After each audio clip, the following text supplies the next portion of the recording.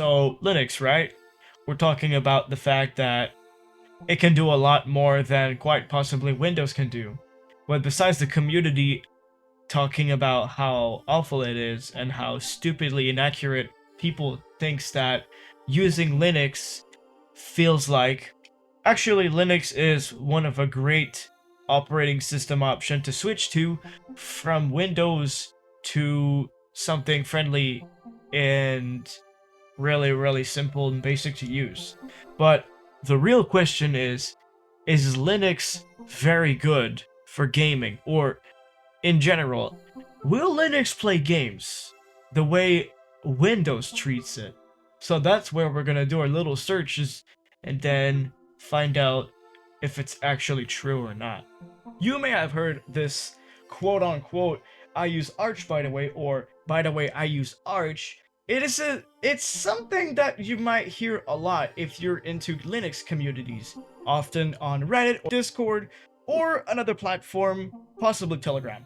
Now, why do people say I use Arch by the way?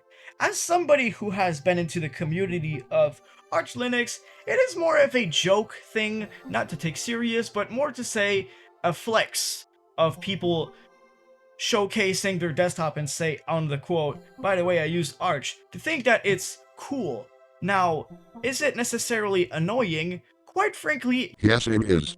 if you use Arch Linux, make sure to update daily. If you do not update it daily, you might as well encounter a lot of issues. Might as well your operating system will break because it often keeps updating its kernel.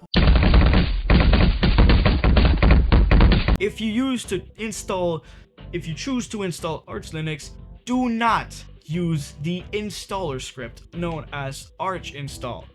Arch install is, quite frankly, a great way to start off by installing Arch Linux, but if you would like to use the Wikipedia to manually compile and build Arch Linux to your flavor and ideal opinion of choices, go for it. But then again, I would not recommend you to do it if you are a beginner. I would probably recommend you more just use a better script. Make sure that you use a lightweight desktop environment. Do not use KDE or GNOME. These two will take and eat your RAM a lot.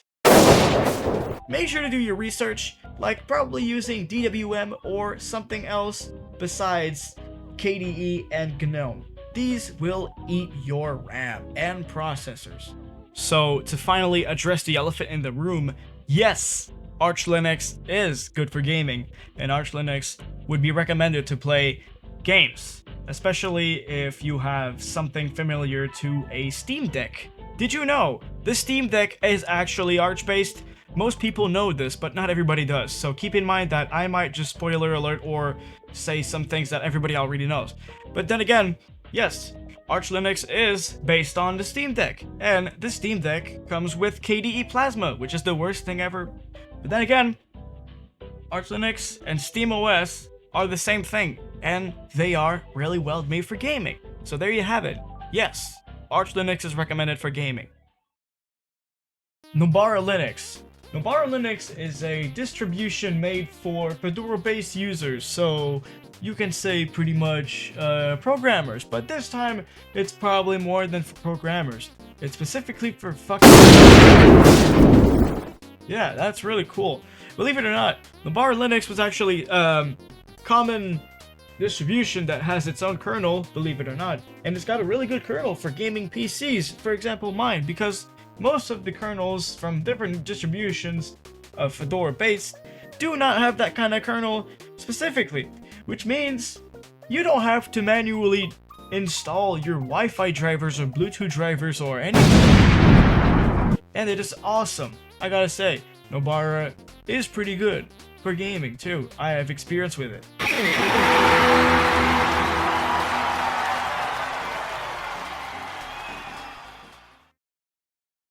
Bazide. At this point, do I even have to say it?